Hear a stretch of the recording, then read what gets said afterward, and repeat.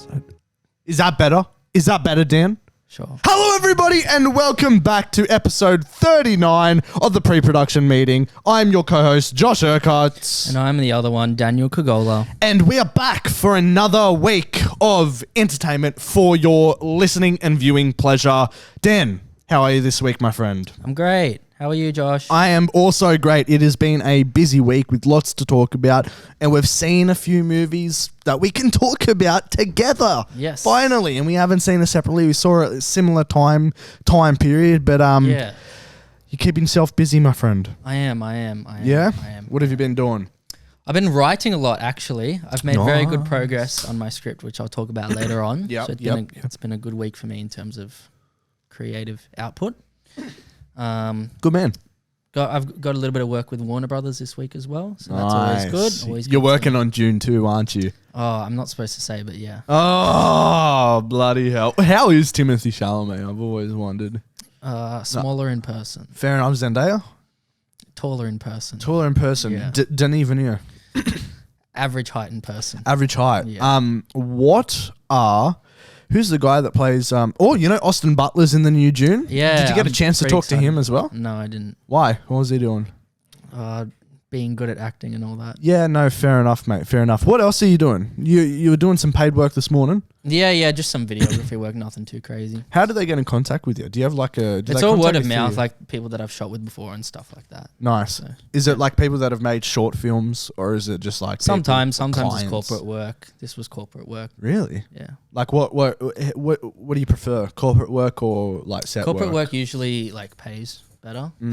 Do you get to be creative on corporate work? Well, not really. That's the downside of it. Yeah. But, obviously the dream is to get to a point where you're doing the creative work you want and getting paid well for it. But I think you always have to spin things around. Like if you want a career in the industry, you've got to work in different things like, do ads here.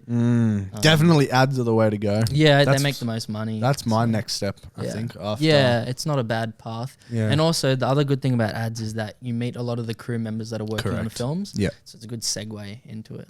I remember when I had a meeting, I think I might have already said this on the podcast, I can't remember, but I had a meeting with some editor that's in the industry, and he was telling me about all these famous directors and everything that started off in ads. And he's like, other than the way to get in through festivals and stuff, you got ads, which are where everybody starts. So that's my plan. End of next year or early the year after is to, there's heaps of companies There's heaps of companies around the shop, production companies that do ads, and I think that's what Fetty's doing at the moment. I think he's got an internship, but that's definitely where I want to head. Is that something that you would be interested in? Yeah, absolutely. Yeah, I think it's a good avenue to go in Australia. Yeah. Do you see any routes to take from the Warner Brothers kind of jobs that you're doing? Like any opportunities through that? Yeah, I'm hoping to get on a show soon at some point. A reality? Yeah, they just do a lot of reality shows and stuff like that. Nice, so, working as a runner or PA on that, hopefully I can transition over to films at some point as a runner. It is a little bit of a different skill set, but still somewhat in the same ballpark, I think. It's a whole new world. I was speaking to Kieran, who was, everybody knows Kieran Arthur, the Magnificent Sound recorder slate. He was telling me about his experience on reality TV and how it's so different, so what's the word? I can't think of the word, but he said it's so it's intense because they do long hours. You got to capture absolutely everything. Yeah. It's definitely you would get amazing experience on that. Yeah, of course. Yeah. When is that? Tomorrow? Yeah, and the day after I'm doing a half day as well. Are you still clearing out the junk? Wasn't that what you? Yeah, like tomorrow's just basically for a whole day I'm unloading a truck. So just props and things like that they used on The Bachelor. The Bachelor? Yeah. You gonna steal a rose? Maybe. Yeah? If they have some for me. Damn. You said that's so central. I want a rose from you. I'll get you one. Can you give me your best? Like, Josh, will you accept this rose? All right. Yeah. Come on. Don't get all right. Josh, will you accept this rose? Off. No way. Oh, okay. I'm going home. Anyways, let's get into the first segment because we tend to just go overboard and just ramble on. But I feel like we have a lot to talk about this week in terms of films. And I feel like we've seen the same amount of films. So how would you like to structure this? Do you want to talk about what we've seen individually and then come together what we've seen. Like Yeah, Indiana but Jones. then like the first film we saw together, right? Yeah. So why don't we just talk about that collectively? Indiana Jones? Yeah. Okay. Yes. Or do you want to do... Did you see... But before we get into that, did you see anything else this week? That's what I'm saying. Yeah. But I saw Talk to Me, but you saw that as well. Exactly. Yeah. Other than those two, did you see anything else? Catching up on the Mission Impossible movies. Yeah, what are you up to? I'm up to 4 now. So I only watched 3 this week, I think. What is that? Rogue Nation. 4 is Rogue Nation. Yeah. Wait, no. 5 is Rogue Nation. 4 is Ghost Protocol. You liked 3, you said. Yeah, that's the one I watched this week. Yeah? Yeah. What did you rate it? 3 out of 5. Okay. I don't think they're the best movies. Like, I've actually seen number 5. I watched it ages ago on a plane. I didn't realize I'd seen it. Which is fucking... Rogue Nation. Oh, I thought 4 was Rogue Nation. No, No, that's 5's Ghost Protocol. Ghost Protocol. I just said that. Sorry, my bad. Yep. Yeah, like 1 to 3, like they're alright. They're action movies. I feel like the first 2 get a little bit confusing, and then they try to simplify that with 3. Yeah. Like you can definitely tell that 3 is a different. Well, they're all different directors, I think, until the last few that have been the same. Yeah, but Christopher McQuarrie, I think he did Yeah. Fallout and he's doing the 2 Dead Reckonings. Yeah, I think he did 5 as well. I think he did 5, 6, 7. Okay. And you liking your ventures in the Mission Impossible world? Yeah. Yeah, so the first 2 are like a little bit confusing at times. I find that, yeah. Yeah, and I found it interesting, like, I was talking to you guys about this on the chat, but like, well, obviously you have the main, like, obvious differences, like the cinematography and stuff. But then you have things like the actual dialogue feels quite different, and like... Right. If you think about the MacGuffin in number 2, it's like that virus thing, right? And they go into so much detail about what it is and what the ramifications are if it gets out and stuff, so that you sort of understand, like, you know. They do a lot of that in Dead Reckoning. You ever seen Dead Reckoning? Not yet. They do a lot of that in that. Okay, So it's a lot of exposition. Yeah, whereas like number 3, they're just like, oh yeah, there's this thing called the rabbit's foot. Yeah. And you don't find out throughout the whole movie what the purpose of it is. You just know that it's a weapon of some kind. I do kind of like that. And at the end, it's like, oh, they're about to reveal, like Tom Cruise is like, what is the rabbit's foot? And then the other guy's like, oh, you know, if you decide to stay with IMF, we'll tell you what it is. So it's like, as an audience member, like, you're never going to find out what it is, basically. Oh, that's like interesting. That. Ambiguous endings. Change up, yeah. Yeah. And I found it interesting that they just changed the love interest for no reason. Yeah, they tend to do that. Yeah. Each Does time. that happen throughout the series as well? Okay, right, interesting. And there's no explanation as to where they went? No. Okay. No. Oh... actually, I won't spoil it for you. There might be some that come back from like earlier movies. Yeah, okay, that makes sense.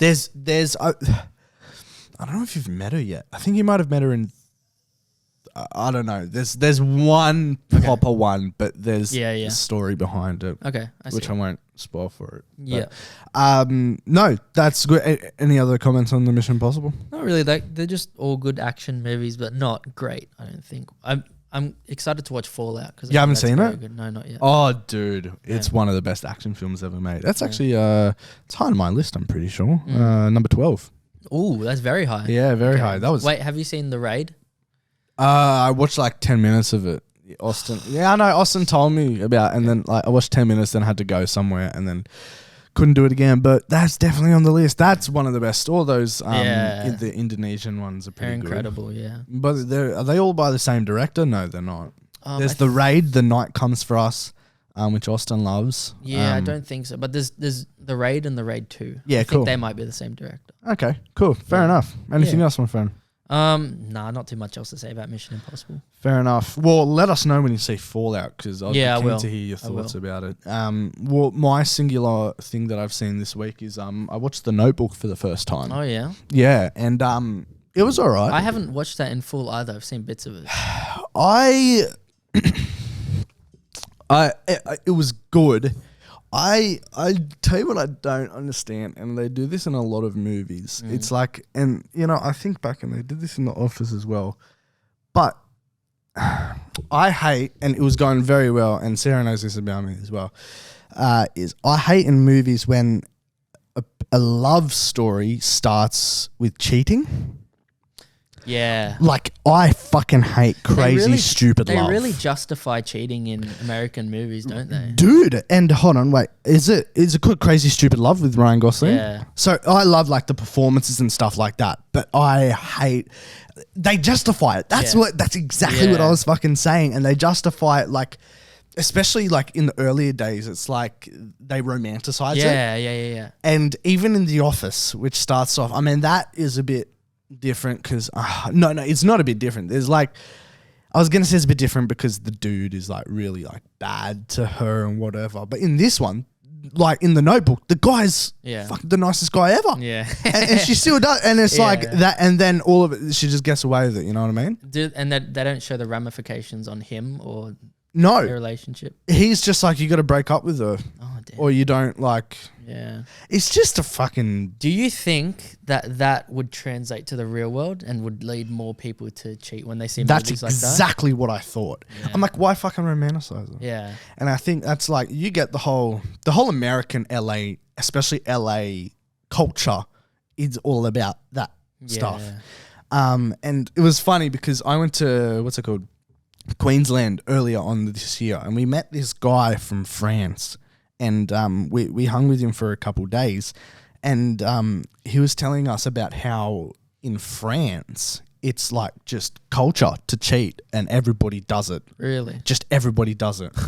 So I understand if it's like French cinema or whatever. He's like, that's why you see in French cinema there's like a lot of cheating or whatever. I just find it fucking, it's just so shit to watch. Especially if you can't really take a love story seriously if there's any bit of cheating in it. Yeah. You know, it's like that goes for a lot of movies that are made in certain countries. Like, you know, in war movies, Americans are always made to look like the heroes.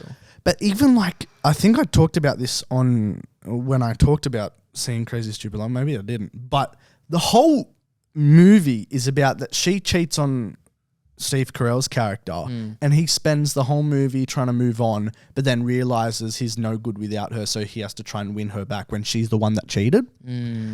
That movie infuriates me, bro. That's true. Like they literally did like horrible message. I know, right? And I worked for there was like 2/3 of the movie him moving on. All of a sudden it's like he's trying to win her back. Fuck me, that movie. And then it's the same with The Notebook. And like, I was really enjoying it and whatever. And like, it's this cult classic, like everybody loves it kind of thing. And I just, when that happened, I just couldn't get with it. Yeah. Couldn't get with it. It was all right, like up until then. And Ryan Gosling as a infant, basically, like he's still got his acting chops. I feel like he has range, but he doesn't have range. He's always playing like a little bit of the same character, like the very like, you know, dry humor kind of thing. But he does it so well that you just, you know, it is what it is from it. Definitely. But he looks so young and his face is so long. Yeah. Like his face is literally like that, and I'm like, who is this guy? I didn't even look at him at points. Let me try and find a photo of him, Gosling, The Notebook, and then they put a beard on him, which made him look a bit better. But he had such a long face. Did his face contract over time? I think so, mate. I'm trying to find I don't know if I can, but Ryan Gosling, the long face. He's like something like, what you're talking about. Something like that. Like he just had a long face, man. Yeah, right. Anyways, that's not going to put it down. I think I gave that a 3.5. Yeah, I actually saw it on your letterbox. Yeah, and Sarah was there next to me watching it, and did she like it? Yeah, it's one of her favorite movies. I tend to find that it's like, I don't know. She said it's been her favorite movie since she was a kid. So I think before she's got that nostalgia. Yeah, exactly. Before you grasp the understanding of plot and cheating, and you can appreciate it as a kid, like innocent to the world. Like, fair enough. But yeah, that's what I had seen, and then and then we both watched Indiana Jones together, and then we watched Talk to Me as well a couple of days later. So we watched Indiana Jones directly after the podcast last week. Yeah. What do you think? What are your thoughts? I was a little bit uninterested during it. I was more interested in talking to you. Bro, I fucking love it. Was fair. Indy was falling asleep half the time, but fair enough. No, Indy kept talking. I was like, stop. Yeah, that's true. And she did the cardinal sin of leaving an hour and a half. She took our snacks before as well. What took our snacks, just like Hey, terrible this is person to for go. putting me down in the last podcast you were in. Yeah, terrible movie attendee. Whoa, profanity. Anyways, yeah, so it was pretty uninteresting for the whole movie. Yeah. How bad did the de-aging look? Oh, dude, it really put me out of it. And like, I don't give a shit. And like, how much? Bro, it baffles me that this movie cost almost $400 million. And, Did it? And they do that. Why did they spend so much on it? I don't know. And it's funny because you hear the writer's strikes going on, and I've heard people make comparisons. It's like what the writers are asking for is how much Indiana Jones made to make. So all you got to do is sacrifice on those. Pay your fucking writers. It's not hard. But like, how fucked? 400 mil and they put up that shit. Yeah. And not even for a minute, for a good 25 minutes at the start. Yeah. Takes you out of it, right? And they did things that you shouldn't really do to make the deepfake obvious. Like they put like a torch in his face and stuff. And it's like, you're just making it really obvious. The eyes are like CGI. one out there, one out there. And it's also like, you can tell, like, at least put Harrison Ford's body. Oh, yeah. It's just a whole new dude. But he is old. I sort of understand that. Like, how's he going to run? It literally looks like a bobblehead.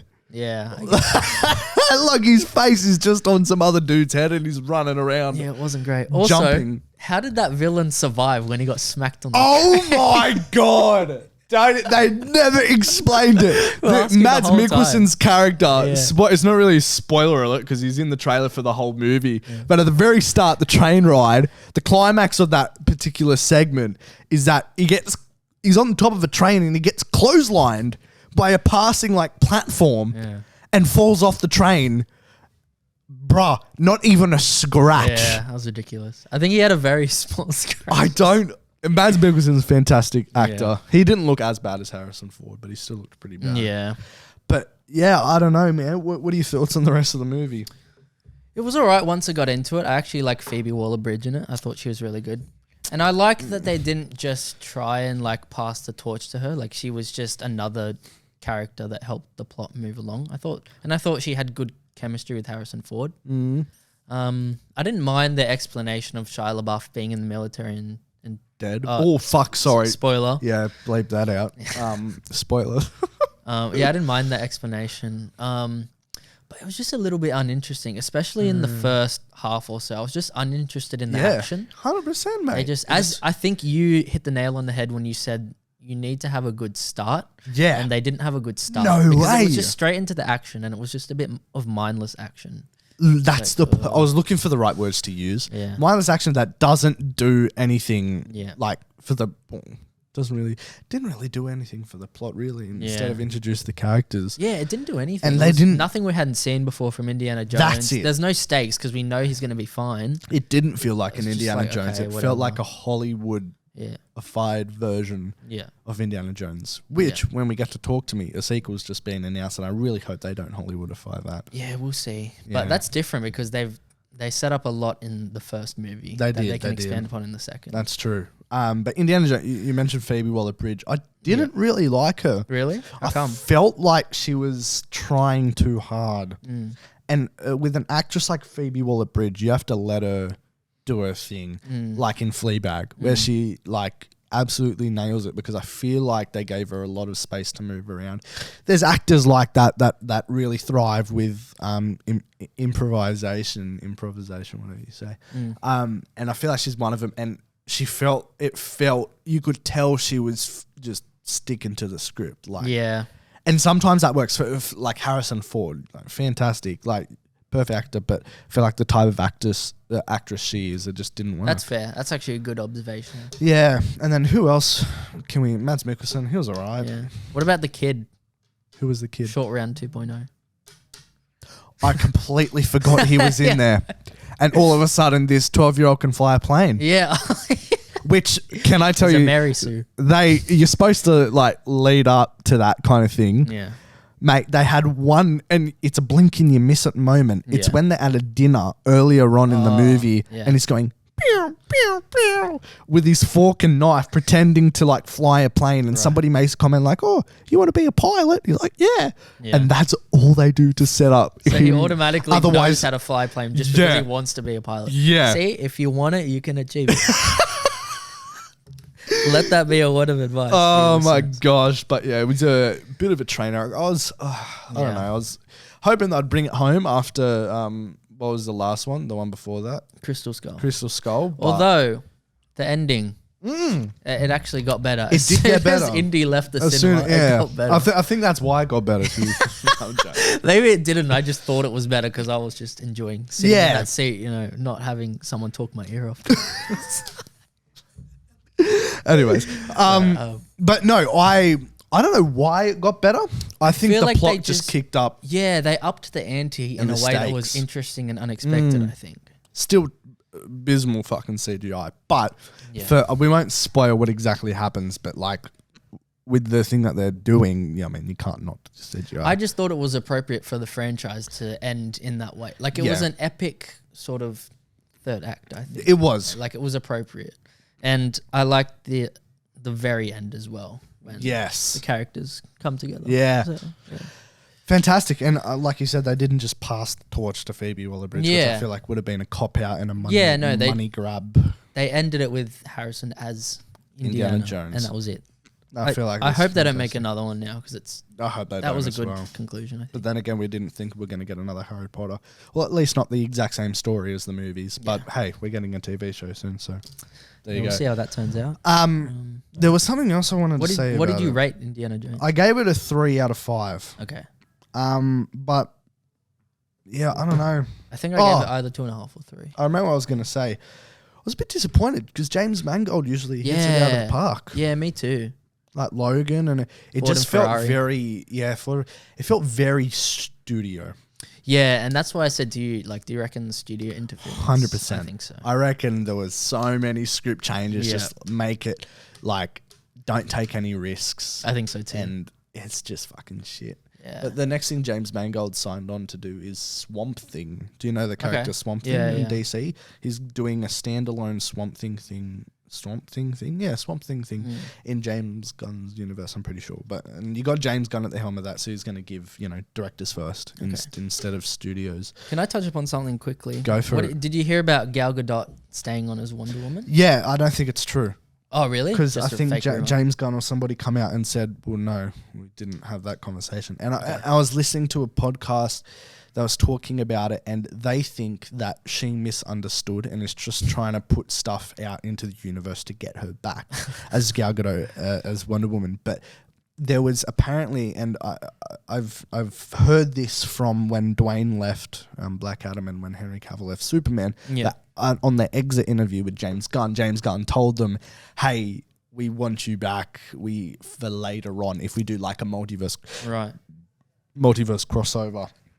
And that's what they think that Gal Gadot misunderstood. Okay, yeah. Because, hey, we want you back as Wonder Woman for a multiverse crossover that may or may not happen. I see, yeah. But I absolutely hate it if it's true. I don't think she's a good actress whatsoever. I saw a really good video on YouTube that I was going to send to you. Yeah? I'll go back about Gal Gadot? No, about... It was supporting the idea of Matt Reeves' Batman, so Robert Pattinson, being in the same universe as the new David Superman. Corenswets. Yeah, and it's like about a young Batman and a young Superman coming together. I really would love that. They just won't do it, but they won't do it. But like, I watched the whole 20-minute video breaking down why it would be good, and I was like, this would have been amazing. I would love it. I'm getting goosebumps thinking about it. The thing they're doing, right, is they're starting with the brave and the bold. Yes. And Batman's already old and has another young Robin and stuff. Yep. And it's like, that's basically what they already did with Batman vs. Superman, with Zack Snyder. They had an old, seasoned Batman and a young Superman, and they're just repeating that. We haven't seen a young Batman and a young Superman come together That's true. That's fantastic. That's a great idea. And I hope they do it. They won't, but I hope they do. It just would have been nice to see. I don't think they would do an old seasoned Batman like Ben Affleck. I think they might do maybe like 5 to 10 years younger than him and just have him as a young dad. Yeah. Because that's what he is in most of the animated shows when Damien comes along. Yeah. But no, I rate it. I rate it a lot. But they're still starting at a point where so much has already happened. Like Dick Yeah, it's Grayson true. has already come and gone. Jason Todd's already come and coming gone. and but we haven't seen Damien, and I think they're just trying to change it up a bit. Yeah, and I understand that, but it feels like they might be jumping the shark a little bit. Maybe. I don't Because know. they just want to get to the point where like the universe is already built. Yeah. But like we want to see think- these characters grow together. It's Yeah. hard. I think time will tell. Yeah. Time will tell. But then, like, because there's going to be 2 Batmans at the same time. We're Yeah, going to I have know. Robert Pattinson Batman and then whoever James Gunn casts. Yeah. Like, it's so much. Yeah. So much. We'll see. We'll see what happens. As long as Gal Gadot is not Wonder Woman, I cannot stand her after Really? Wonder Woman. I don't think she's the best actress. 84. She was all right in the first one. I think Yeah. she's just, you know, because we're doing a segment later on about what things do we like as a kid and, you know, what movies we liked as a kid but don't hold up. She's an actress that I think I used to like, and just you start to grasp an idea of what a good performance is. And Yeah. she just Yeah. No, I'm sure she makes a lot of money and good for her. But I just don't think she's the best actress. We also saw something else. This time not together, but we saw it in a similar time frame. Yes. Dan, Talk to Me. I will. Use that on the last I did. I absolutely loved this movie. Good. So it's a horror movie. I didn't find it particularly Did you scary. put a rating on Letterboxd? Yeah. You did? Yeah. I didn't see it. I gave it 4 out of 5. Same. The only reason I didn't give it higher is because I didn't find it super scary. And when I watch a horror movie, I want to be scared. But like, I felt like the story was so good that I didn't even mind that it wasn't scary. 100%. And that's just me that didn't find it scary. Like other people probably will. I didn't find it scary as well. And I'm a fucking scaredy cat. So. Yeah, exactly. Yeah. Like it was somewhat like thematically disturbing, I guess. Some of the visuals are quite like, ugh, but it didn't like make me or feel like, you know. But I think that's what horror films these days are, is they try too hard to be jump scares, and that's their version of horror. When we rarely get, I mean, other than like Ari Aster and stuff, thematical horror movies. Like psychologically disturbing Right. films, which are my favorite. It's A24, brother. Like, You're when was right, the yeah. last jump scary horror A24 put out? Yeah, that's true. I mean, There they had are a like few jump scares in Hereditary, but they're just Yeah. so well crafted. Yeah, it and like doesn't feel cheap. Midsummer, like it's more just disturbing. Yeah. And ever since watching it, I've been obsessed. I mean, I've always been obsessed with the RackaRacka boys, but Yeah. like I've watched podcasts with them. Yeah. They released one with Logan Paul this morning. I was watching that. It's really interesting. And so Yeah. Did you hear they sacrificed $1 million out of their budget to have Sophie Wilde in the lead role? Really? Oh, Yeah. That was a very good choice because she was phenomenal. Fucking fantastic. She was so good. So good. And Yeah. it wasn't more so that she costed $1 million. It was the studio was like, hey, she's not a big name. She's not a big draw. You either get a big name and keep $1 million, or the studio takes $1 million and they get Sophie Wilde, and they chose Sophie Wilde. Good choice. Great choice. Yeah. What are your thoughts about the movie in general, other than the scare factor? Yeah, I was gripped the whole Yeah. time. Like I was like basically the opposite of Indiana Jones while sitting there. Like, Yeah. when's this ending? Checking the time or whatever. Yep. I tried not to because I try not to look at my phone during movies. Yep. But like when I was watching Talk to Me, I was just like hooked the whole time. Well paced and I think it's not like a 3-hour movie. No, it's the perfect length, perfect Yeah. pacing, I think. Performances all round I thought were incredible. Fantastic. Tell you who I really liked, the New Zealand dude who was he owned the hand. Yeah, he was good. He was Is he fantastic. from the RackaRacka videos? Dude, I was thinking that Yeah, exact same. yeah. I swear I've seen this guy in one of the RackaRacka videos. I don't know before. if it was him or someone else. Yeah. But The cast, fantastic they were all great. around. Oh, great. It was so fun. I really like the other girl as well. I forgot their name. Yeah. Yeah, I can't remember. Yeah. She was But great.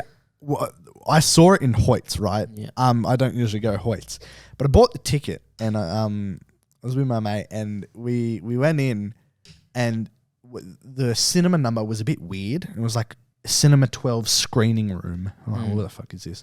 Anyways, we go into this, and it's not a cinema. It's a fucking living room with like recliner chairs with a tiny little fucking screen. But it was nice. It was nice and intimate. It felt like you're in like literally a screening room, and that's what it is. It's just recliners and stuff. But that's what I like about Hoyts. They all have recliners. The cinema we watched in, the audio was terrible. It was Yeah. really echoey. I've heard about like, what's that, going and on? that's what I heard on the podcast this morning. They're getting mad. The Racka boys are pissed off Yeah. because cinemas are playing it either very soft Yeah. or there's echoes or Yeah. something in it. But that's the cinema's fault. That's not. Yeah, for sure. It's not their fault. No, not their fault at all. So I might have to rewatch it at some point in either a better cinema or like on streaming with headphones on or something. Dude, I'm so proud. Like, Oh, dude, I know. seeing It warms these my heart boys- as well. seeing these boys grow up and like being chucked out by YouTube, not the YouTube community, YouTube for Yeah.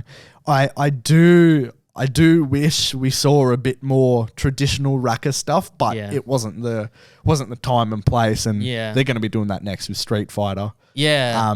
I left the cinema feeling genuinely inspired, and I went So home did and, I. and worked on my horror script. Yeah, that bro. night, so- Yeah, of course. When Yeah. you and your horror as well. Yeah. I thought it was thematically amazing, well paced, great acting. I just didn't give a 5 because it wasn't the best thing I've ever seen. Yeah, you know yeah, what I yeah, mean? It was just a good, But solid solid, yeah. movie. What a feature debut Yeah. from these boys, and like just the shit that like they had to go through to make it, like the losing $1 million, and you got to watch some of these interviews. It's really interesting. They said that they had this day, it was their last day in the lounge room set, and they had to get I heard this. 50 Yeah, setups yeah. in How do they 2 do that? hours. Yeah. And they're like, fuck it. Let us the AD's like, this is not possible. And he's like, the boys are like, let us control the room for the last 2 hours. And they said that was the most Racka thing that they did. Yeah. It was just nuts. chaotic, right? The focus, they gave a massive shout out to the focus puller because they just kept the camera rolling and went around the room, and the Yeah. focus puller had to like, oh man, nuts. But Yeah, it was top notch. fucking What did you think of the cinematography? ooh. It wasn't the greatest, very dark. Yeah, at the very start, I was like, "Ooh, like this looks Australian." Like it didn't. Bro, it looked a bit, fucking do you so know what I true. mean? Yeah, like yeah, that yeah. first Steadicam shot, I was like, "Oh, I don't know. Like this doesn't look super. It Like, looks it looks v- professional, but not Nah, Hollywood." And then as soon as the Yeah. movie actually started, I was immersed. I in it, and forgot it looked about fine. it. Yeah, Yeah. It was just like the first Dude, opening. I had the fucking exact. Yeah. It's funny how you think the same Yeah. as me, but I had the exact same feeling of like this. It feels indie. Yeah. Oh man, yeah, but it's just fucking nuts. What else do I have to say about it? I go 4 out of 5. I can't wait for the sequel. And just hearing the boys talk about how densely layered it is and Yeah. inspired by like their fears of mental illness and stuff like that. It was a great analogy for drugs, I think. Yes, and getting high on the hand. Yeah. I thought 100%, that was and really escapism. And, Yeah. when people are, Well, even for people who go through psychosis and Yeah. things that aren't there or have trauma. Yeah, lasting right. Trauma and it's all about feeling. It was all about connection. yeah. And like the main character not feeling connected or wanting to feel connection to her mother, Yeah. and the hand as an analogy or a metaphor, Yeah. as a vice, like Yeah. drugs, alcohol, whatever it is. And I thought it was fantastic. And we got a little bit of Racka when the guy was slamming his head against the wall. As a little bit of Racka's spark. Well, I love like the camera movements when they go back and the camera twist. Fantastic. And they said that they set up this rig, where it's like Yeah, they boom, like boom, made that, boom. right? Yeah, made I've it watched from some scratch. of the interviews as well. So Yeah. Fantastic, and I'm inspired. I can't wait to see what they do with the second. I just hope it doesn't get Hollywoodified. Yeah. What do you fingers reckon? crossed. Are you excited about the second? I wouldn't mind a bit of a bigger budget because I reckon Yeah. if they want to explore some of those ideas more, like maybe explore that underworld, they need a bit of a bigger budget, sure. but not too much. It made me inspired as well, because it's like, if something like that, and I don't say this in a bad way, but if something like that can get into Sundance and win and change the careers like they have, Yeah. then mate, like we could do that. Yeah. Like That's why it's we so could, inspiring. yeah. And it's like, don't get me wrong, fantastic film, so densely laid and Yeah. thought out, but we could do something like that. Yeah. Like it just takes, you have to, and it comes back to the whole thing of the best films are the most personal.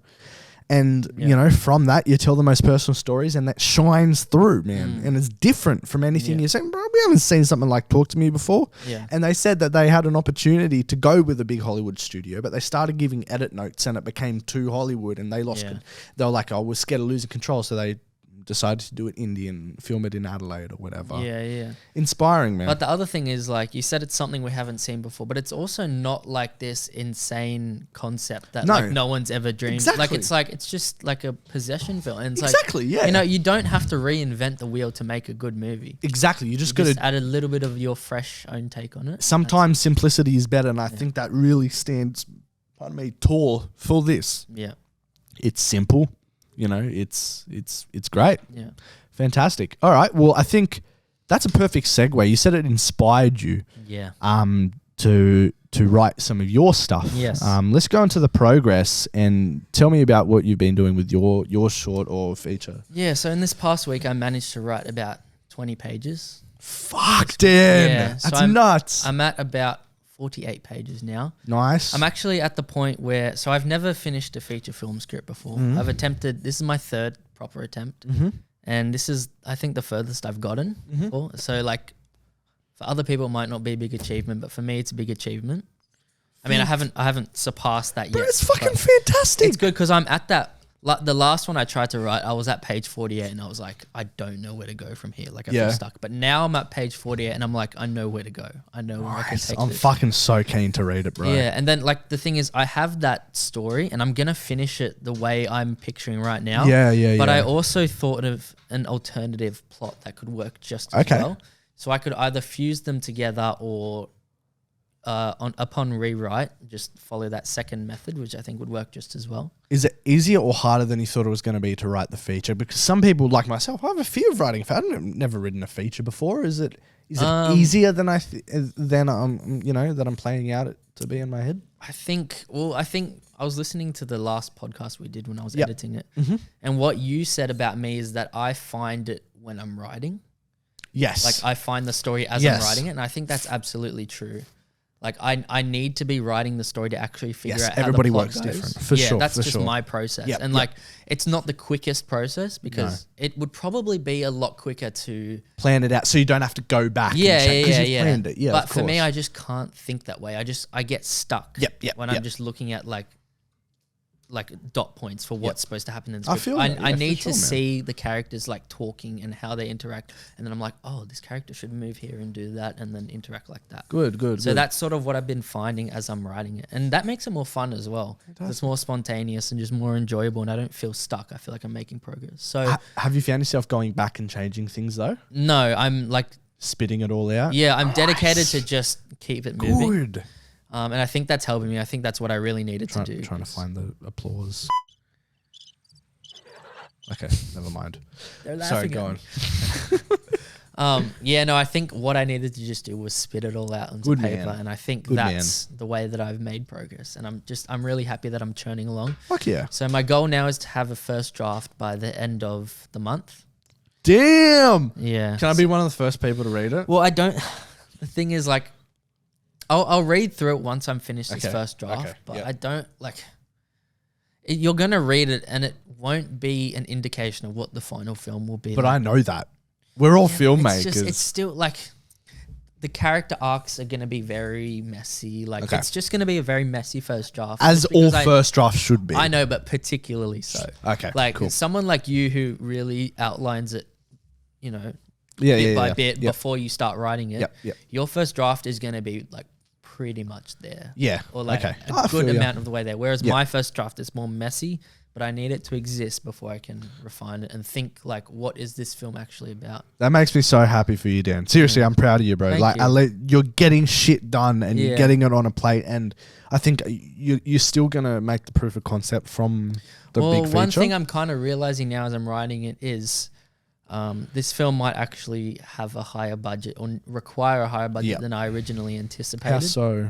Because like there's a lot of magical elements and stuff that probably require VFX and things, which can be quite expensive if I want them to look really good, which I do. Okay. And I want to infuse like practical things with that and stuff. That's magic, bro. They're all about the practical. Yeah. So I'm considering actually like once I have this draft, just putting it away for a little bit and maybe working on something that's even smaller budget. Either that or I can take this idea and figure out a way to sort of make it lower budget. I think both are doable. I'll just sort of see how I go, I think. You can the proof of concept doesn't actually have to be part of the script that you're writing. Like you can do like a character, like a short film that could act as like a prelude to the feature that you're writing. Yeah, but it's still going to represent what I'm writing now, right? Fair. So it's like if this is like a bigger budget thing, which it's looking like it will be, I don't want that to be my first feature. Does that make sense? Sure. I want that to be like I feel you, yeah. Or something. Yeah. For sure. Have you got any ideas for then what are you going to do next? Like if I do something smaller budget, well then that's what I'm saying. I might either adapt this to make it a little bit lower budget, or or I'll think of another idea myself, or I know a few other writers who are good at writing horror scripts. So I spoke to a friend of mine yesterday who she writes amazing horror scripts. She sent me a few shorts that are really good, and I know she's great at writing features. Like she can pump out a feature in like a week. She's fantastic. Amazing. Yeah. And because she's good at horror, I messaged her and I'm like, hey, do you have anything that I could have a look at? And she's like, yeah, sure. And she said she'll send me something today, so we'll see. But do you find yourself going down the route of like an Ari Aster or something, like a horror director? That is, I think I feel like there's a lot of truth in horror. Yeah, I like horror. And the more I've started to study it recently and become a bit obsessed with it, I think the more I start to love it. It was never really something I thought I would. I didn't think you were going to do it either. Yeah, but then as I like start to watch more, I'm like, there's some untapped potential here. Because there's a lot of crappy horror movies that don't really take advantage of how rich the genre can be. Yeah. But then the really good ones are like, whoa, like, you know, your Ari Asters and your Jordan Peele's. Your RackaRackas. Yeah, like they're the ones making the horror films where you're like, this has substance. Reinvented. Yeah, substance, themes, thematic. Bro, it's what's most important. And I've always loved movies that have bad endings. Bad as in like unhappy endings. So do I. It hits different. It does hit different. Yeah, for sure. And horror movies a lot of the time have endings like that. Yeah, for sure. So, yeah. Oh, fantastic, Dan. That's so bloody good, mate. Yeah. Anything else that you've been working on this week, or is that about it? No, not really. That's good. Do you do the how do you find yourself structuring like writing? Do you sit down for like a good couple hours, or do you do a little bit each day? Yeah, so what I've done right now is I've set myself the goal of writing 500 words a day. Nice. And cool. With that limitation, I'm hopefully able to finish a first draft by the end of the month. But what I find myself happening is I'll write the 500 words and then I'm like, I can go a bit more. So I'll write a little bit more. Love it. And that's how you get into the flow of it. Fantastic, bro. It's a good feeling. Have you set yourself deadlines at all or no? Just the one about the end of the month. Yeah, okay. Nothing beyond that really yet. Fantastic. But and also I want to create a short film, like a horror short film by the end of the year. Like shoot it. Oh, shoot it. Yeah. Not edit. No, just shoot it. Fantastic, brother. Yeah. Proud of you. You reckon that's doable? 100% that's doable. Yeah. Like, yeah, especially if it's horror because it's not massive. It depends how long. What are we in? August, September, October, November. 4 months. Yeah, you get this done by the end of the year. August, September, October, November. Like if we shoot it in December. Yeah. I reckon you could. 4 months to... Well, it's not going to be on the scale of Ozma, you know. No. That's what I'm trying to like. I'm trying to think. For sure it's doable, mate. Yeah. For sure, because that's what we planned to do last time with whatever we're going to do for you anyway. Yeah. 4 months. So for sure, mate, that's doable. Because I'm thinking I'll have this first draft done. And then I'll start working on the proof of concept short straight away script. Yeah, good man. Yeah. You're inspired and motivated by the sounds of it. Anything else you want to add? I think that's it for now. Fantastic. Alrighty, my progress this week. I've been getting more music from Federico. Yeah. And he's up to the hallway scene. So he's done the opening scene. He's done the whole of the tent scene, and he's done the scene where they walk into the church. Have you heard it yet? The music? Yeah. Dude, I reckon composing is one of my favorite parts of the film. I have said that exciting. Since the very start, bro. Yeah. And seeing people's reaction to it as well. Like, it makes you emotional, bro. Because you're like, so the music I got yesterday, I think it was yesterday. So I hadn't cried up until yesterday, like we're seeing, but everybody else had cried, right? And then I realized, I showed people the tent scene, and from showing people the tent scene, I'm not showing anybody else anything else now. Yeah. Maybe you guys. No, that's okay. I want to be surprised as well. Right. So this music yesterday, it was so like weird because it it wasn't. None of these are emotional scenes Yeah. that is composed yet. Yeah. It's just like the music kind of encapsulated just how well we've fucking done with this, Yeah. and it really, Well, it starts to feel real and it starts to have soul. I think dude, that's what it is. It's the soul, Yeah. and I can hear it like through. Anyways, it's been fantastic hearing the music. We've been working really well together. I think I've only ever had to do like 1 or 2 changes to one of his scenes because he just gets me straight away. And the tracks are so amazing. And it's everything that I imagined and better, which is why another reason why I've stopped showing people is because everybody has their own opinion on it. Yeah. And everybody has different, even Lockie, right, who's editing it, he will like say something about it. His note was actually good, but like stuff like that where say he didn't like and then would give me something, but at the end of the day, it's my decision. Yeah, you're the director, and exactly. It's your job to filter out.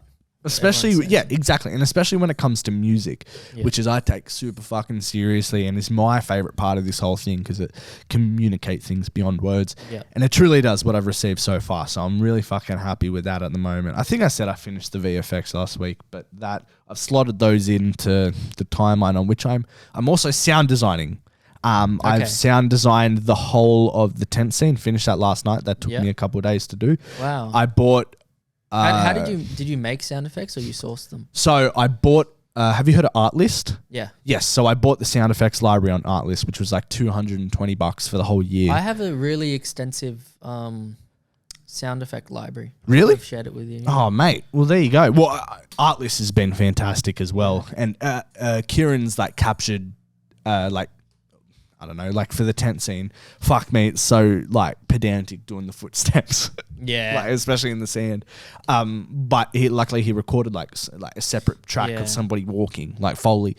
But other than that, I've been able to find what I needed, and it definitely adds another layer to it. And especially for the scene that I was doing this morning, how I've done it, and I'm doing it all in DaVinci. Thank you for the recommendation. But what I'm doing is I have Kieran's room tone, and then I also find an extra ambience layer because sometimes, like for example, this one, like it doesn't sound like London; it sounds like outside in Bondi. Yeah. So I do Kieran's one for the dialogue, and then I do an ambience track, and then I do the footsteps, and then I do the sound effects. Mm-hmm.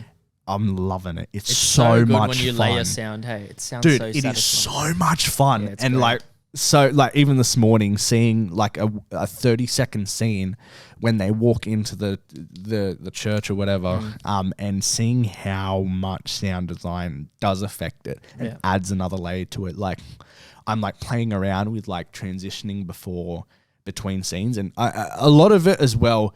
Federico incorporates a lot of sound design in his composing, which not many composers do, which is why I love it so much because it makes my job so much easier as well.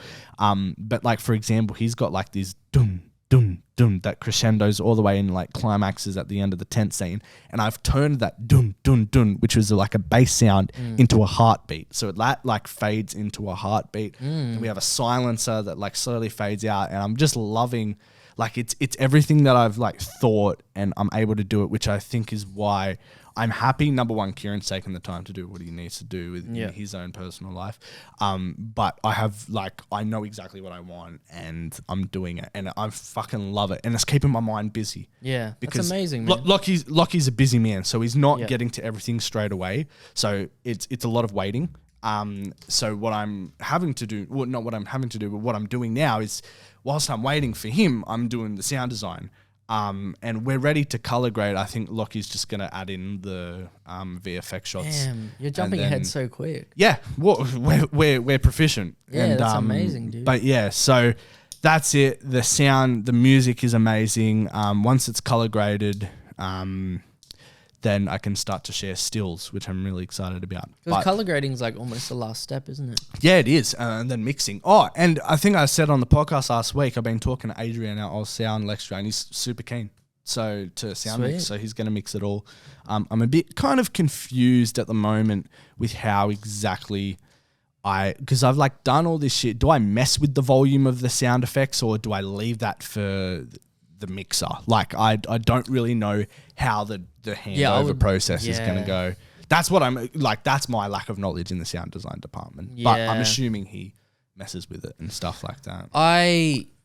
Because I had a lecturer at my old film school mix some of my films. He mixed like 2 of my films, I think.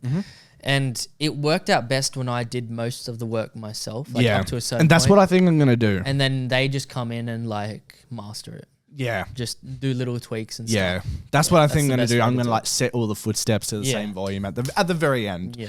And then he doesn't really need to do. But then I've also remember in Two's the lesson that I added fades over sound effects and they all just like fucking got deleted when I did the handover. Right. And I have a lot of like fade ins, fade outs and whatever. So hopefully it doesn't get rid of it, but we're all editing in the same program now. Wait, so. what? Was there some sort of issue when you Don't know. converted I it? can't remember, but I remember that being a problem. Yeah, okay. But and then fucking Taha called me yesterday, gave me an update on what he's been Taha doing. listen to this podcast? I don't know. I'm not too sure. Taha, if you're listening, I just wanted to say you're very well spoken. That podcast with you and Josh was amazing. I really liked it. He's really one of my like best film mates now. Like he's great. It's fantastic. He called me yesterday just to update why we haven't been able to catch up in the last couple of weeks. Fuck me, he's been on a journey these last couple of weeks. Yeah. I can't say anything, but that's all right. That's me to tell. But we got a session booked next week to continue on with the film, which I accidentally said yes last week, but we're continuing on that next week. So great. That has been my progress. I don't think there's anything else, but let's go into the last segment. Alrighty, guys, we have reached the last segment, which is in progress to get a new name because we don't know science and we don't know. We've been calling it the dependent variable, and then we changed it to the independent variable, and then apparently that was wrong, but apparently it was right. And we'll figure something out. Sarah even said to me that the independent variable was right, which is what you said as well. Right? Okay. Well, if you guys have any suggestions for the last segment, call this segment, or if you like it how it is, just let us know. Yeah, but this topic change this segment malfunction. This segment changes each week, which is why we tried to call it the variable in a science experiment that changes. But oh well. This week, Dan, enlighten me, brother. What are we doing? We're talking about films that haven't aged well, or films that we liked as a child that we no longer like. Fantastic. Do you want to start or me? I feel like we can just go back and forth, Sure. like maybe one at a time kind of thing. I couldn't say. This is my biggest one. Yeah. M. Night Shyamalan's Avatar: The Last Airbender. Ooh, okay. I never actually watched that, but I heard. What? I heard how bad it was. Shit, man. So enlighten me. What's so bad about it? Oh gosh, I loved the anime. Oh, sorry, not anime because it's not an actual anime, but I loved the animation as a kid, man. Like I frothed it. That was my shit. Like growing up, and I think just seeing it in live action as a kid, I was very mesmerized by it. I'm like, whoa, it's real. And I remember thinking that I could airbend as a kid. Every time the wind changed and I was doing these little actions, the wind changed. I looked to my brother and be like, that's me. I can only do it at certain times. I can only do it. And bro, it would just coincidentally change when I'm doing this. And I'm like, it's me. I'm like, I remember being in the pool once with my brother and I was doing it. And the wind changed. I'm like, oh, that's me. And he's like, whoa. And I'm like, you can't tell anybody. Like, it's a secret. Yeah. But like, shit like I went that through is, the same thing. Yeah, that the animation had an influence on me. And then when seeing it in real life, I was just mesmerized. And now watching it back, it is just fucking shocking. Like the dialogue is terrible. Yeah. The acting is terrible.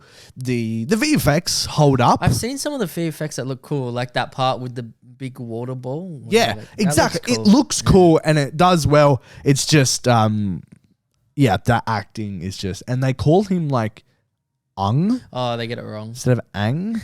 And it's like, bro, you're butchering the whole like Source material. Yeah, the source material is right there. How can you butcher the fucking name? And like they go in and out of accents and shit like that. And I don't know. It's just a shit show. Hopefully they do it better in the live action Netflix series. Yeah, I think it will be better. The casting looks good. They released the casting. Did you see the set photos as well? Like the photos that they did release? Does it look good? Yeah, it does look good. Okay. I haven't watched the show. I've heard it's very good though. What? Bro, you've never watched the show? Nah. And well, I mean, no shit, you haven't seen the movie then. Yeah. See, that's what it. That's I think I the did see that. Yeah. by Vanity. But yeah, so that's my first one. Did you like the show? Is it a good? It's one of the best shows ever. Yeah. Okay. I think it's definitely the best animation ever. Okay. One day I'll get around to it. Yeah, well, that day should be soon, my friend. Yeah, there's just so much to watch. There is number 3 of my all-time shows. Oh, it's number 3. Yeah, Right, okay. it is my hair getting caught in the microphone that's hurting me. Yeah, I was like, I will stop doing that. But yes, your turn. Okay. I mentioned this before. Star Wars Episode 2. Right. I mean, Attack of the Clones. Yeah, I mean, I guess the Star Wars prequels as a whole I loved as a kid. Yeah. Episode 3 still holds up. You know what I don't like about the Star Wars movies? What? Politics. Like, they actually, Me neither. they do this in all of them. But whenever something exciting's happening, they cut back and forth between different things happening. Yeah. And there's always one that's less exciting than the other. Give us an example. Well, they do it in Episode 3 a lot, but it works because, like, the events happening are equally exciting. Okay. Like you have when Yoda's fighting the Emperor, and I think that's cut in between another fight that's happening at the same time. They did the whole Order 66 thing, and they cut between, like... That's more a montage. So Yeah, that's yeah, different. that's But I'm true. saying, like, there's 2 different things happening at once. And in the sequels, like, I remember in The Last Jedi, they had... I think it's, like, Finn on the ship when they take him hostage, and then that's cut between, like... Kylo and Rey or something. Yeah. Something else happening. Like the 2 different storylines. Yeah. And there's always one that's like less interesting. And it's like, oh, hurry up, get back to the good one. Yeah, exactly. Yeah, fair enough. Yeah. Fair enough. So that doesn't, to be fair, I don't think Attack of the Clones ever stood up. Yeah, no, it's just a long movie. The CGI is pretty bad. Yeah. Phantom Menace is not good either, but there are some redeeming I qualities like a about Phantom it. Menace. Yeah, like, you know, the lightsaber fight at the end is pretty great. Yeah. I was thinking about lightsaber fights in general in movies, right? Yeah, okay. Like I was comparing the originals, the prequels, and then the sequels. Okay. I still don't think they've done justice in live action to what a lightsaber fight could be. I don't think so either. So I think that's a very good point. the originals are quite slow, and it works for the story because it's like it's more about the meaning of the conflict rather than flashy moves. Yeah, like Obi-Wan and Darth Vader's it's fight just in episode in but then episode 4. Empire as well, it's a little better, but it's still quite slow. But it's more about like just showing a cool way of these 2 characters in conflict, right? Yeah. But it's nothing flashy, so it could be visually more interesting. 100%. Then in the prequels, you have these flashy lightsaber fights where it's too much. They're jumping around doing backflips and stuff, and it's too much about how many acrobatic moves Yeah, it can was we do more and stuff, and it's athletic less and- substance. Yeah. And then I think in the sequels, they tried to go back to what the originals were, and it was just...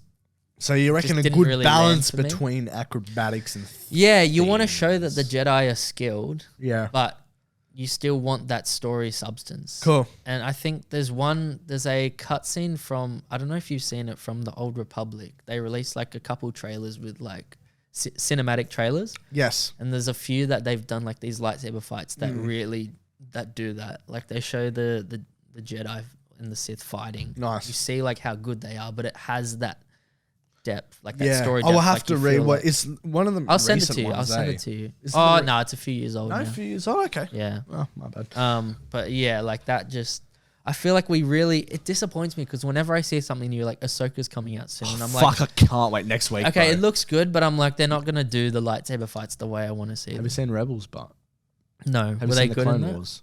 No. And you're gonna watch Ahsoka. Yeah, who cares?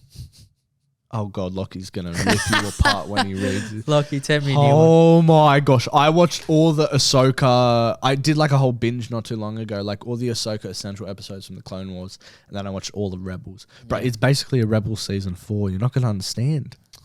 Who cares? Rebels is very good, but Okay. it holds up. All right, maybe I'll watch it. Just watch Rebels. Don't okay, worry can I about just Clone watch? Wars. Okay. Yeah. How many episodes are there? It's only 4 seasons. There's like 26 episodes, but they're Oh. but they're 20 minutes each. Okay. Such a commitment. I know, but you're not gonna understand, or like the whole thing's gonna be about, bro. Bro, they got fucking what's his name, Blueface. What's his fucking Thrawn? Yeah, I know. And he was the main villain. You're not gonna understand anything. To be fair, which is I don't really like that how they expect that you watch like previous shit, but Yeah. you know it is what it is. Okay. Yeah, Space Jam. Wait, what? Space Jam. That's one of your examples. Yeah, I mean, to be fair, I think that's just got to do with the CGI. And like back in the day, you know, seeing your face. I mean, I watched Looney Tunes as a kid growing up and seeing them. Also, first of all, is it Looney Tunes or Looney Tunes? Because, hey, people don't always remember the. It's like the butterfly, the Mandela effect. Yeah. What's also like, is it Dune or June? Because I call it Dune. No, I think that's just a thing of pronunciation. Yeah, exactly. That's what it is. Fair enough. Yeah, but some people think it's TUNES or TOONS. Oh, I see what you're saying. Yeah. I don't know. Yeah, I think I feel like it's OO. You would think that, but I don't think it is. Really? Yeah, let me search it up. Looney Tunes. No, it's Looney Tunes. Like TUNES. Yeah. Oh, true. See? But yeah, anyway, Space Jam, I think, yeah, it's just due to the CGI and stuff too. Yeah. I haven't watched it for a while, but like that's something that I just don't think would hold up, and especially how they butchered the sequel. What about you? What's your next one? I need to do another rewatch of this series, but the Harry Potter films. Like they're good films, but the acting is not there. What the fuck? No, it's still good, but I was watching some clips back and the acting of the kids isn't very for good. the first one. Yeah. Yeah. No, but even like the first 2 or 3. I need to rewatch them again, but I was watching a couple clips. Even from like Prisoner of Azkaban, I was like, this is not great. And some of the VFX aren't too great.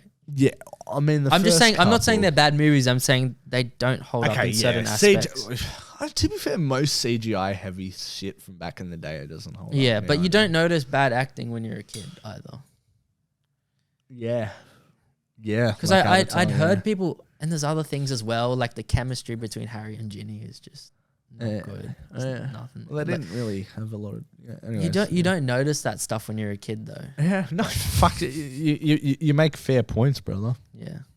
What have you recently watched them all? No, but I was just watching clips from them recently. Right. Okay. I was like, I need to rewatch this series. They're good. Like, Ron's good. Anyways, that's the point. Ghostbusters. Okay. Not as good as I thought it was back in the day. Yeah. I thought it was fantastic back in the day. I didn't watch it as earlier as I am talking but like I tried to rewatch it to get ready for the new one, but it wasn't good. It's just simple as that. It wasn't good. Like the script, I don't know. I find it hard that some movies from like prior to the 2000s hold up pretty well. You don't like old movies though. Well, Let's just put that on the record. Well, I do like some. I just haven't found. What's an old movie that you like? Singing in the Rain. I find that holds up so well, and I find that's 65 or whatever. Do you like any movies from like the 80s or anything like that? Name me some. Taxi Driver comes to mind. I think that's 90s actually. 52 Singing in the Rain is 1952, and that holds up fucking amazingly. But anything between like the 60s and 90s that you like? That I like. I'll have to check my list, not off the top of my head. I'm sure I have something like in the 80s or 90s. I'm sure you have. You have to. There's got to be some older movies you like. Did you ever watch The Godfather? Yeah, I hate it. Fucking terrible movie. I like the early 2000s, like Lord of the Rings, Eternal Sunshine of the Spotless Mind, Inglourious Basterds. That's not old. No, I just don't connect with the usual suspects. I would suggest watching Taxi Driver. Okay. I was actually surprised at how contemporary it feels, or how modern it feels, rather. Okay. I will. I know. Who likes Taxi Driver? I think it's Lexi. Oh, it's Scorsese. I'm not a big Scorsese fan. It's different. It's okay. Different. Just watch it. All right. I'll give that a watch. But yeah, no. What was I saying? The Ghostbusters. Yeah. Yeah. Just I don't know. It takes a very rare movie to hold up from back in the day, and I feel like a lot. And this might ruffle a few feathers, but I feel like people are just attached to the nostalgia of olden day movies. They're not really. I would agree with that. And there's also a difference between. Well, it depends how many times you've seen things, but like, say you watch an old movie once, and then you watch it a second time, it might not be as good. You know? Yeah, I 100% agree. And there was one more point. I think it's okay. People need to forget about the nostalgia aspect and also forget about that like, you know, these movies are the classics. Like, they are where films started. Yeah. That doesn't make them a good movie. It makes it a starting point. Yeah. And I know that might ruffle a few feathers, but like that's just how I that's feel. totally fair. Because certain ideas don't become the best until they're expanded upon and like Exactly, refined. mate. Yeah. I think another thing is that certain movies remind people of a time in Their life. Yeah. Again, it's personal, and that's a beautiful thing about movies. Yeah. They're all subjective. Same as music, you know. Exactly. 100%. All right, what's next for you? We can't have this chat without mentioning Sharkboy and Lava Girl. Oh, bro! Holy shit! Everyone loved that movie as a kid. Dude! It is a terrible. Oh my god, I did not think of that. That is so true. Yeah, the CGI is terrible. The plot is nonsensical. And Spy Kids. It's like similar to that. I don't know I that actually on my think list, Spy but- Kids is a bit better. Yeah. Sharkboy and Lava Girl. Yeah. Bloody hell, they had to start Classic. somewhere, eh? Yep. Fair enough. What, just the CGI doesn't... Yeah. No, that's fair. What happened to because I know Taylor Lautner went on to do Twilight. What happened to the girl? Did she do anything else? She's... Yeah, she was in Spy Kids. Okay. Did she do anything after that? Oh wait, was she in Spy Kids? Yeah, her name's wait, I might be butchering it. Boy, and I know who she's married to. Did you ever watch Big Time Rush? No. No, sorry, wrong person. I've got this totally wrong. Never fucking mind. I'm just fuck it up. I'll put my hands up here. I was thinking about the girl from Spy Kids. Oh, different. Okay, not I see, this I see, one. I see. Has she done anything? Let's see. You're gonna tell me if you've heard of these movies, all right? Didn't they make a fuck is follow-up to Sharkboy and Lava Girl? Robert Rodriguez. Yeah, made, We Can Be Heroes. Yeah. And the characters return, I think. Oh my god, she's done nothing. So since The Adventures of Sharkboy and Lava Girl 3D, she's done sick. Apology, Monster Night, White Paddy, House, Hell Mountain, and We Can Be Heroes. She must have gone on to do something else. Yeah, right. Yeah, no, fair enough, mate. Well, Ruined her career. Taylor Dooley, unlucky, mate. Grease. Not good. I haven't seen it. It's like one of those movies. It's not bad at what? What? You haven't seen Grease? I just said that, yeah. Oh, is that what you're doing? Not what I was saying. She was looking at me because I right. said I didn't see Grease. Yeah, no, fair enough. What? It's not a bad movie. It just doesn't hold up. Like, it's your classical, like, you know, musical back in the day. But musicals back in the days, I was about to say is very over the top, but all musicals are. Yeah. It's good. It's just not great. I just don't think it holds up, and I'm probably gonna get fucking destroyed for that as well. Probably just another controversial opinion to add to the list, Josh. Sorry, mate. These are gonna haunt me. Like, I love it. when it comes back to me. I love it. Fucking, I'm probably gonna get a chance to work with Gadot, so I'm just gonna dig my comment from earlier in the episode. Revoke it. Oh gosh. All right. What? Do you have any more? No.